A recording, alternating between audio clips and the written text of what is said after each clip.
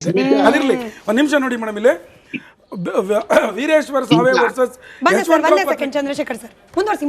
Yashwantrao ಪರ್ಟಿಕರ್ 1995 case ಪ್ರಕಾರ ಇಷ್ಟೊಂದು ಓದಿದ್ರಲ್ಲ ದೇವರಾಜ್ ನಮ್ಮ ಗೌಡ್ರು ನಟರಾಜ್ ಗೌಡ್ರು ಸರ್ ಸ್ವಾಮಿ 1995 ಈ ಪ್ರಕರಣದಲ್ಲಿ ಸರ್ವೋಚ್ಚ ನ್ಯಾಯಾಲಯ ಹೇಳಿದೆ Hindu is a way of life 2016ರಲ್ಲಿ ಮತ್ತೆ ಹೋದ್ರಿ ನೀವು ಸೆಟಲ್ ಮಾಡಿ ಇಟ್ಕೊಂಡು ಮತ್ತೆ ಹೋದ್ರಿ ಅವಾಗ ಹೇಳ್ತಾರೆ ನಾಟ್ ರೀ ಲುಕಿಂಗ್ 1995 ಜಡ್ಜ್ಮೆಂಟ್ ವಾಪಸ್ 2016ರಲ್ಲಿ ಕೊಟ್ಟಿದೆ. ನಿಮಗೆ ಹಿಂದೂ ಅನ್ನೋದು ಧರ್ಮವೇ ಅಲ್ಲ, ಅದೊಂದು ಜೀವನ ಪದ್ಧತಿ. ಅದಕ್ಕೆ ನಿಮ್ಗೆ ಭಗವದ್ಗೀತೆಯನ್ನ ಗೀತೆಯನ್ನ ಶಾಲೆಯಲ್ಲಿ ಕಳಿಸಬಹುದು, ಕುರಾನನ್ನ ಇನ್ನೊಂದನ್ನ ಬೆಳೆಸಕ್ಕಾಗಲ್ಲ ಅಂತ ನಾನು ಹೇಳ್ತಾ ಇರೋದಲ್ಲ ಸರ್, ಸಂವಿಧಾನ ಹೇಳ್ತಾ ಇದೆ. ಹಾಗಾಗಿ ನಾನು ಹೇಳ್ತೀನಿ ಯಾವುದೇ ಕಾರಣಕ್ಕೂ ಜಿಲ್ಲಾಧಿಕಾರಿಯ ಡಿಸಿಪ್ಲಿನರಿ ಇದೆಯಲ್ಲ ಏನು ನೀವು ಕಸ್ಟಮ್ಸ್ ರೂಲ್ಸ್ ಯಾವುದ್ರಲ್ಲೂ ಅವರು ಧ್ವಜ ಪ್ರದರ್ಶನೆ ಮಾಡಿದ್ದು ನಿಷೇಧ ಅಲ್ವೇ. ಚಂದ್ರಶೇಖರ್ ಅವರು ತಮ್ಮ ಕರ್ತವ್ಯಕ್ಕೆ ಧಕ್ಕೆ ಆಗೋ ರೀತಿಯಲ್ಲಿ ಕರ್ತವ್ಯದ ಸೆಟ್ ಆಫ್ ರೂಲ್ಸ್ಗೆ ವಿರುದ್ಧವಾಗಿ ನಡ್ಕೊಂಡ್ರು ಅನ್ನೋದು ಕಾಂಗ್ರೆಸ್ ಹಾಗೆ ರಜಾಕ್ ಅವರ ವಾದ. ಈಗ ಏನಪ್ಪ ಸಂವಿಧಾನಬದ್ಧವಾಗಿ ಕರ್ತವ್ಯ ನಿರ್ವಹಿಸೋದು ಸರ್ಕಾರಿ ಅಧಿಕಾರಿಗಳು ಅಂತಂದ್ರೆ ಹಿಂದೂ ಧರ್ಮದ ಧಾರ್ಮಿಕ ಆಚರಣೆಗಳಿಂದ ದೂರ ಇದ್ದು ಬಿಡೋದು, ಹಿಂದೂ ಧರ್ಮದ ಧಾರ್ಮಿಕ ಚಿಹ್ನೆಗಳನ್ನ ಕೈಯಲ್ಲಿ ಮುಟ್ಟದೇ ಇರೋದು, ಹಿಂದೂ ದೇವಸ್ಥಾನಗಳಿಗೆ ಕೈ ಮುಗಿದೇ ಇರೋದು. ಈಗ ಚಂದ್ರಶೇಖರ್ ಅವರು ಉತ್ತರ ಕೊಡಿ. ಆಯ್ತು ಸರ್. ಈಗ ನೋಡಿ ಸ್ಮಿತಾ, ಭಗವಧ್ವಜ ಅಂತ ಹೇಳಿದ್ರೆ ಮಹಾಭಾರತದ ಯುದ್ಧದಲ್ಲಿ ಅರ್ಜುನನ ರಥದ ಮೇಲೆ ಏನು ವೀರಾಂಜನೇಯ ಧ್ವಜದ ರೂಪದಲ್ಲಿ ಬಂದ್ ಕೂತ್ನಲ್ಲ ಅದು ಭಗವಧ್ವಜ. ಅದಾದ್ಮೇಲೆ ಅಶೋಕನ ಧರ್ಮಚಕ್ರ ಏನ್ ಬಂತಲ್ಲ ಅದು ಧರ್ಮಧ್ವಜ. ಅದಾದ್ಮೇಲೆ ರಾಣಾ ಪ್ರತಾಪ ತನ್ನ ರಥದ ಮೇಲೆ ಇಟ್ಕೊಂಡದ್ನಲ್ಲ ಅದು ಧರ್ಮಧ್ವಜ. ಅದಾದ್ಮೇಲೆ ಶಿವಾಜಿ ಇಟ್ಕೊಂಡು ಹೋದ್ರಲ್ಲ ಅದು ಭಗವಧ್ವಜ. ಏನು RSS ಹುಟ್ಟೋದಕ್ಕೆ ಸಾವಿರಾರು ವರ್ಷಗಳ ಮುಂಚೆಯಿಂದಾನೆ ಬರ್ತಾ ಇದ್ದಿಲ್ಲ ಭಗವಧ್ವಜ. ಇದು ಈ ಸಂಸ್ಕೃತಿಯ ಒಂದು ಮೂಲ ಆಶಯ. ಹಾಗಾಗಿ ಮೊದಲನೇದು. ಎರಡನೇದು ನೋಡಿ, 2014 ಬರೋವರೆಗೂ ಸ್ಮಿತಾ ಎಲ್ಲಾ ಕೇಂದ್ರ ಸರ್ಕಾರಗಳು ಪ್ರತಿ ವರ್ಷ ಕೂಡ ಇಫ್ತಾರ್ ಪಾರ್ಟಿಗಳನ್ನ ಮಾಡ್ತಾ ಇದ್ವು. ಆ ಇಫ್ತಾರ್ ಪಾರ್ಟಿನಲ್ಲಿ ಗೌರ್ಮೆಂಟ್ ರೆಪ್ರೆಸೆಂಟ್ ಮಾಡ್ತಾ ಇದ್ದಿದ್ದು ಗೌರ್ಮೆಂಟ್ ಸೆಕ್ರೆಟರಿಗಳು, ಇನ್ಕ್ಲೂಡಿಂಗ್ DC ಗಳು, ಗೌರ್ಮೆಂಟ್ ಸೆಕ್ರೆಟರಿಗಳು. ಅಲ್ಲಿ ಇವರು ಅದೇನೋ ಟೋಪಿ ಹಾಕೊಂತ ಆ ಟೋಪಿ ಹಾಕೊಂಡು ಇಫ್ತಾರ್ ಪಾರ್ಟಿಗಳನ್ನ ಅಟೆಂಡ್ ಮಾಡ್ತಾ ಇದ್ರು 2015ರವರೆಗೆ, ಇನ್ಕ್ಲೂಡಿಂಗ್ ಕರ್ನಾಟಕ ಸರ್ಕಾರ ಸೇರ್ಕೊಂಡು ಎಲ್ಲ ರಾಜ್ಯ ಸರ್ಕಾರಗಳು ಕೂಡ ಅಫಿಷಿಯಲ್ ಆಗಿ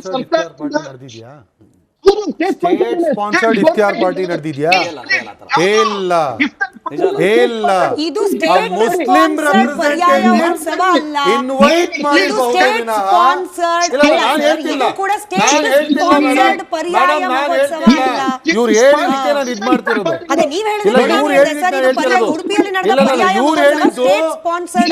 ಸ್ಪಾನ್ಸರ್ಡ್ ಅಂತ ಅದು ಪ್ರೈವೇಟ್ ಪ್ರೋಗ್ರಾಮ್ ಮೇಡಮ್. ಅದು ಅಲ್ಲಿ ಗೆಸ್ಟ್ ಆಗಿ ಇನ್ವೈಟ್ ಮಾಡೋದು.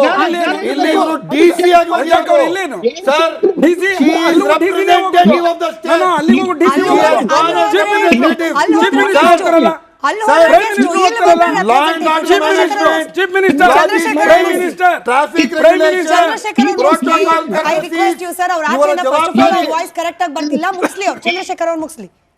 ನೋಡಿ ಸ್ವಲ್ಪ ನೋಡಿ 2014ರವರೆಗೆ ಸೆಂಟ್ರಲ್ ಗವರ್ಮೆಂಟ್ ಏನ್ ಮಾಡ್ತಿತ್ತಲ್ಲ ಅದು ಸ್ಟೇಟ್ ಸ್ಪಾನ್ಸರ್ಡ್ ಇಫ್ತಾರ್ ಪಾರ್ಟಿ. ಅದಾದ್ಮೇಲೆ 2015ರವರೆಗೆ ರಾಜ್ಯ ಸರ್ಕಾರಗಳು, ಈಗ ಯಾಕೆ ರಾಜ್ಯ ಸರ್ಕಾರ ಕಾಂಗ್ರೆಸ್ ನಿಲ್ಸ್ಬಿಟ್ಟಿದೆ ಯಾಕೆ ಅಂತ ಗೊತ್ತಿಲ್ಲ, ಯಾಕೆ ಭಯ ಬಂದ್ಬಿಡ್ತು, ಸ್ಟೇಟ್ ಸ್ಪಾನ್ಸರ್ಡ್ ಮಾಡಿ ಸ್ಟೇಟ್ ಎಕ್ಸ್ಚೆಕರ್ ಇಂದ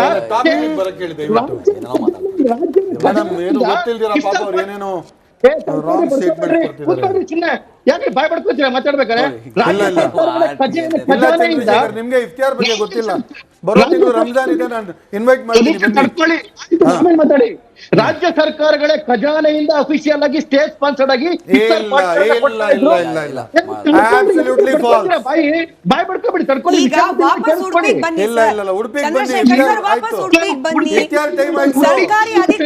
ಸರ್ಕಾರಿ ಅಧಿಕಾರಿಯಾಗಿ ಅವರು ಆ ಧ್ವಜವನ್ನ ಪ್ರದರ್ಶನ ಮಾಡಬಾರ್ದಾಗಿತ್ತು. ದಿಸ್ ಇಸ್ ಆಂಟಿ ಸಂವಿಧಾನ, this is anti government rules. Government ಆಫೀಸರ್ಸ್ಗೆ ಕೇಸರಿ ಧ್ವಜ ಅಥವಾ ಭಗವಧ್ವಜ ಏನಿದೆ ಈ ಭಾರತದ ಸಂಸ್ಕೃತಿಯ ಧ್ವಜ, ಭಾರತದ ಧ್ವಜ. ಭಾರತದ ನೆಲದಲ್ಲಿ ನಿಂತಿರ್ತಕ್ಕಂಥ ಪ್ರತಿಯೊಬ್ಬರು ಕೂಡ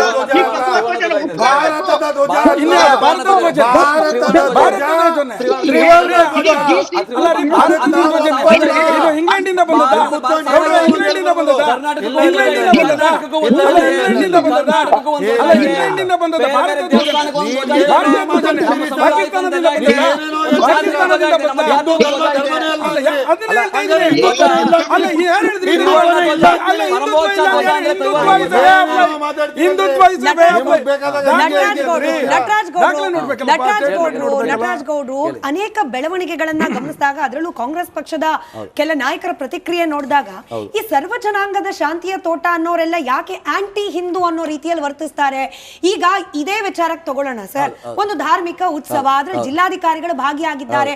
ಯಾವತ್ತೂ ಇಲ್ಲದೆ ಇರೋದು ಕೇವಲ ಕೈಯಲ್ಲಿ ಆ ಭಗವತ್ ಧ್ವಜ ಕಾಣಿಸ್ತು ಅಂದ ಮಾತ್ರಕ್ಕೆ ಅದನ್ನು ಅಪೋಸ್ ಮಾಡಬೇಕು ಅಂತ ಕಾಂಗ್ರೆಸ್ ಪಕ್ಷಕ್ಕೆ ಅನ್ಸಿದೆ ಅಂತಂದ್ರೆ, why is Congress party behaving like anti Hindu ಅನಿಸ್ಬಿಡುತ್ತೆ. ಯಾರು ಆಂಟಿ ಹಿಂದೂನ ಪದ ಉಪಯೋಗಿಸ್ತಾರೆ ಅವರೆಲ್ಲ ಮೂಲಭೂತವಾದಿಗಳು ಮತ್ತೆ ಸಮಾನತೆಯ ವಿರೋಧಿಗಳು, ಸಂವಿಧಾನದ ವಿರೋಧಿಗಳು.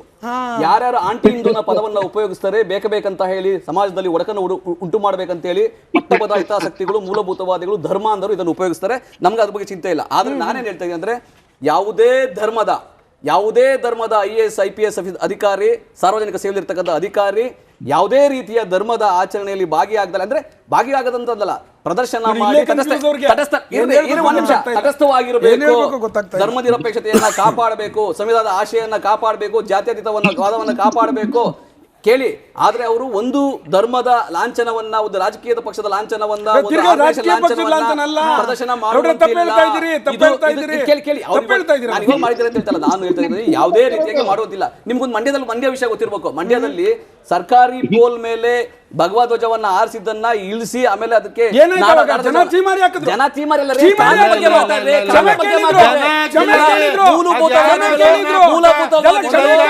ಧಾರ್ಮಿಕ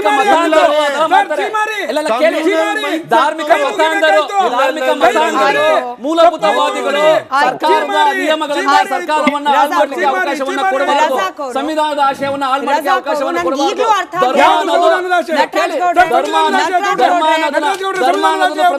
ಜಿಲ್ಲಾಧಿಕಾರಿ ಮಾಡೋದಲ್ಲ ಅದು, ಜಿಲ್ಲಾಧಿಕಾರಿ ಪ್ರದರ್ಶನ ಮಾಡೋದಲ್ಲ ಅದು, ಜಿಲ್ಲಾಧಿಕಾರಿ ಮಾಡೋದಲ್ಲ.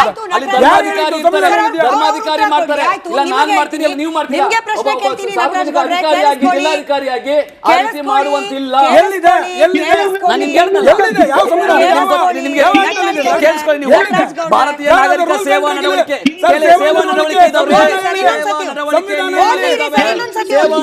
ನಿಯಮಗಳಿದ್ದಾವೆ. ನಿಯಮ 5, ನಿಯಮ 3 ಕೇಳಿ ನೋಡಿ.